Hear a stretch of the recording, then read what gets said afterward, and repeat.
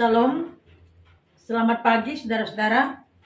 Mari kita meluangkan waktu sejenak untuk berdoa dan mendengarkan firman Tuhan. Sebelumnya kita berdoa.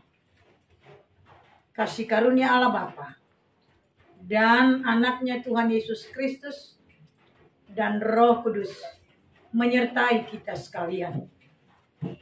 Amin. Saudara-saudara yang dikasihi oleh Tuhan Yesus Kristus, firman Tuhan buat kita pagi hari ini tertulis dalam kitab 1 Tesalonika 5 ayat yang ke-24. Demikian bunyinya. Ia yang memanggil kamu adalah setia. Ia juga akan menggenapinya. Demikian pembacaan firman Tuhan. Saudara yang dikasihi oleh Tuhan Yesus Kristus, firman ini mengingatkan kita dan mengajarkan kepada kita bahwa Allah yang kita kenal dan yang kita percayai dalam diri Yesus Kristus adalah Allah yang setia. Dia tidak pernah gagal dalam segala rencananya. Dia tidak pernah gagal dalam memenuhi janjinya. Dia tidak pernah gagal dalam setiap janji. Dan setiap janjinya pasti akan digenapi. Dalam firman Tuhan pagi hari ini, kita diajar untuk memahami dan untuk mengenal bagaimana Allah dengan kasih setia senantiasa menyertai kita. Meskipun kita mengalami kesulitan, tantangan, dan cobaan, namun kita harus memiliki keyakinan bahwa Allah selalu setia dan selalu hadir bersama-sama dengan kita dalam setiap keadaan, dalam setiap pergumulan, dan yakinlah Allah memelihara kita. Saudaraku yang dikasihi oleh Tuhan Yesus Kristus, apapun yang menimpamu, yakinlah Tuhan akan menjagamu.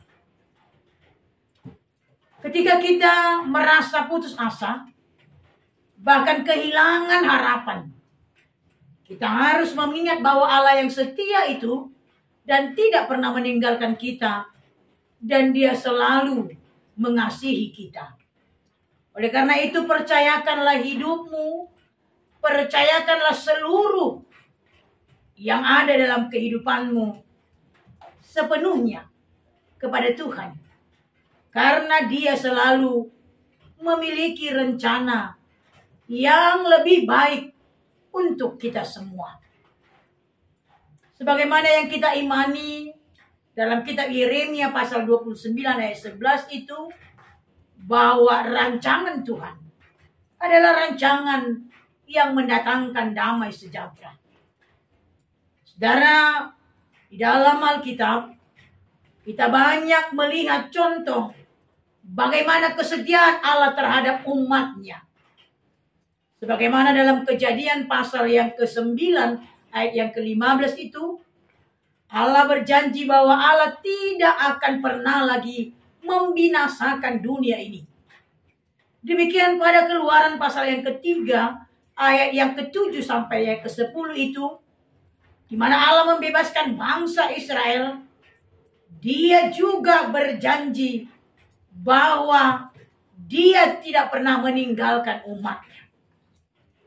Dan itu juga yang kita lihat dalam kehidupan yang telah dinyatakan oleh Yesus Kristus melalui anaknya yang tunggal itu. Dalam Yohanes pasal yang ke-3 ayat 16, Dia mengutus putranya Yesus Kristus untuk menunjukkan kasih setianya kepada kita, sehingga manusia diselamatkan. Saudaraku, janji Allah pasti akan dipenuhinya.